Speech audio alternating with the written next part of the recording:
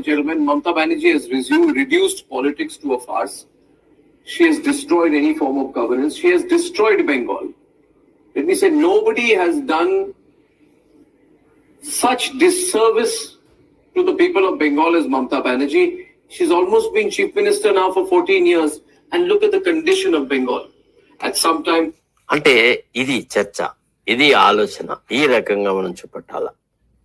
రాజకీయాలను ఒక నీచ రాజకీయాలు నడుపుతున్నప్పుడు, నీచంగా తమ వ్యక్తిగత స్వార్థం కోసం నడుపుతున్నప్పుడు నిరసించడమే ఈ రాజకీయ పరిభాష యొక్క, రాజకీయ ఆలోచన సరళ యొక్క వ్యవహార శైలి ఉండాల.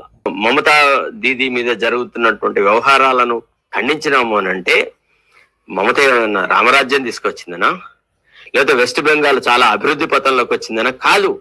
ఇవాళ బెంగాల్లో ఉన్న ప్రజలు గత కమ్యూనిస్టు పరిపాలన కంటే మమతా బెనర్జీ పాలన పరమ దుర్మార్గంగా ఉంది అనే భావనలో ఉన్నారు.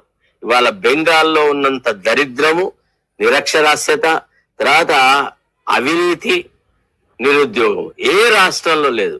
బెంగాల్ దేనికి కూడా మనకి ఇవాళ ఒక ఉదాహరణగా లేదు. మరి భారత జాతీయ గీతాలను అందించిన వాళ్ళు, భారత స్వతంత్రాని కోసమైన 70% కృషి చేసిన వాళ్ళు, ఇవాళ బెంగాలీల యొక్క contribution towards attainment of independence this country cannot be ruled out, cannot be ignored. It's a fact. Their contribution is immense.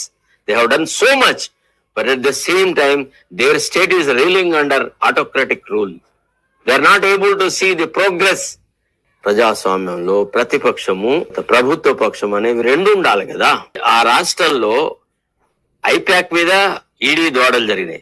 ఒక పక్క దాడులు జరిగి సరే అది మంచా చెడ్డ ఏం జరుగుతుంది, ఐపాక్ వాళ్ళు ఏ తప్పులు చేసినారు, ఎందుకు దాడి చేయాల్సిన పరిస్థితి ఏర్పడది అనేటువంటి అంశం ఒక పక్కకు ఉండగా, ఒక ముఖ్యమంత్రి స్థాయి వ్యక్తి వచ్చేసేసి దాడి జరుగుతున్న ప్రదేశంలోకి వెళ్ళి ఇన్వెస్టిగేటింగ్ ఏజెన్సీకి కావాల్సిన ఇంక్రిమినేటింగ్ మెటీరియల్ ను తీసుకొని దొంగలించిపోవడం అనేది ఎక్కడైనా చూసామా?